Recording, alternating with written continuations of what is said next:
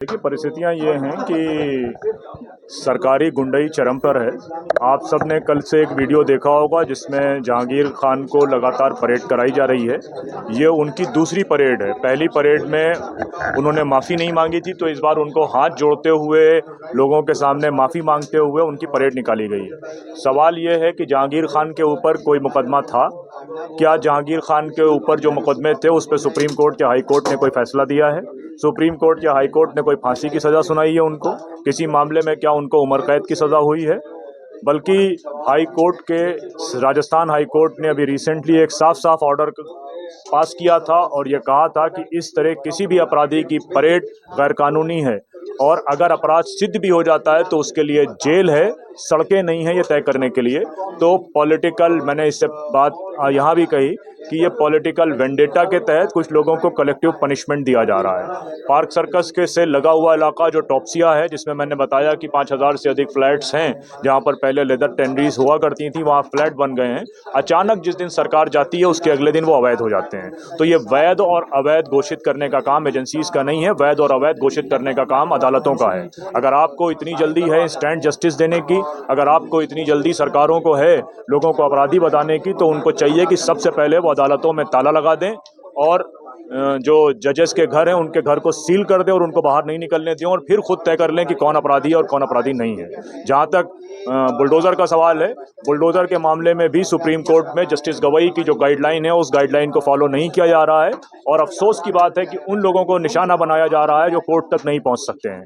उन लोगों को निशाना बनाया जा रहा है, पहले उनको डराया जाता है, उनको धमकाया जाता है, उनको देख लेने की धमकी दी जाती है और यहाँ तक कहा जाता है कि अगर आप इसके विरोध में कोर्ट जाएंगे तो आपको संगीन नतीजा भुगतना पड़ेगा, आपको मुकदमों में फंसा दिया जाएगा। हमारे पास इस तरह के तमाम लोगों के स्टेटमेंट हैं जिन्होंने ये कहा कि हमसे लोग एडमिनिस्ट्रेशन के लोगों ने कहा कि अगर मस्जिद के मामले में तुमने कंप्रोमाइज़ नहीं किया तो तुमको देख लिया जाएगा। तो ये कोई शासन या सुशासन या कुशासन नहीं चल रहा है, बल्कि एक कम्युनिटी को डराने, और बल्कि एक कम्युनिटी नहीं है, शालीमार बाग में तो मुसलमान नहीं थे बल्कि सारे गरीब लोग थे। तो एक सेक्शन को जिसमें गरीब और मुसलमान शामिल हैं उनको पूरी तरीके से क्रश करने का पूरा प्रोग्राम है और जिसको साफ हिंदी के शब्दों में कहा जाए तो ये सरकारी गुंडई है जिसमें कोई प्रोसेस का पालन नहीं किया जा रहा है। जिस तरीके से मस्जिदों को या दरगाहों को अवैध बताया जा रहा है, क्या मंदिर अवैध नहीं है? देखिए, मैं किसी भी प्रार्थना स्थल को जिसमें ईश्वर का नाम लिया जाता है उसको वैध और अवैध देने का लाइसेंस नहीं रखता हूँ। वो वैध और अवैध देने का लाइसेंस बजरंग दल और राष्ट्रीय स्वयंसेवक संघ के लोग या सरकार की पुलिस या आप सवाल कर रहे हैं, जवाब सुनने की थोड़ी सी इत्मीनान रखिए। ये कौन तय करेगा कि वैध है या अवैध है? हमको हमारी प्रॉपर्टी के बारे में मालूम है। क्या 600 साल पुरानी मस्जिद जो यहाँ पर मदरसा खुंजी था जो 6 साल पुराना था, डीडीए की तारीख 70 साल की है, 60 साल की है, एमसीडी की तारीख 75 साल की है, तो एमसीडी ये डिसाइड करेगी कि वो 600 साल पुरानी मदरसा जो है अवैध है या लखनऊ केजीएमसी का मदरसा अवैध है? जब से रेलवे लाइन पड़ी है तब से लखनऊ में स्टेशन के बीच में वो कब्र मौजूद है। ये कहा गया कि कब्रों के बीच में से हम रेलवे लाइन निकाल लेंगे, आज उसको अवैध बताया जा रहा है। तो ये सवाल जो आप मुझसे कर रहे हैं, इससे पहले आपको भी ये जवाब पता है कि ये पॉलिटिकल लड़ाई है, पॉलिटिकल हैरेसमेंट की लड़ाई है, एक सेक्शन को नीचा दिखाने की लड़ाई है। और इसमें सबसे बड़ी बात यह है कि वो जो शासन और प्रशासन के डीएम, एसडीएम, एडीएम और पुलिस के अधिकारी, उनको शायद ये लग रहा है कि दुनिया में अब केवल भाजपा की ही सरकारें रहेंगी।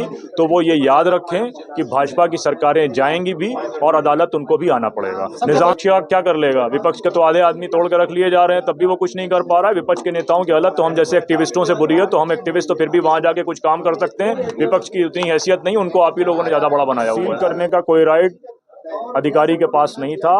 उन कमेटी के लोगों से भी हमने मुलाकात करी है, सीलिंग के खिलाफ हमने जवाब दे दिया है, जवाब आने का इंतजार कर रहे हैं, वरना इलाहाबाद हाई कोर्ट में अधिकारियों से मुलाकात होगी। कार्रवाई करने वालों से पूछिए, जाके किसी डिस्ट्रिक्ट के एसपी से पूछिए कि सिर्फ दरगाहें अवैध हैं या मस्जिद अवैध है। आप मुझसे क्यों पूछ रहे हैं सवाल? डिस्ट्रिक्ट के एसपी से पूछिए, एसडीएम से पूछिए, एडीएम से पूछिए।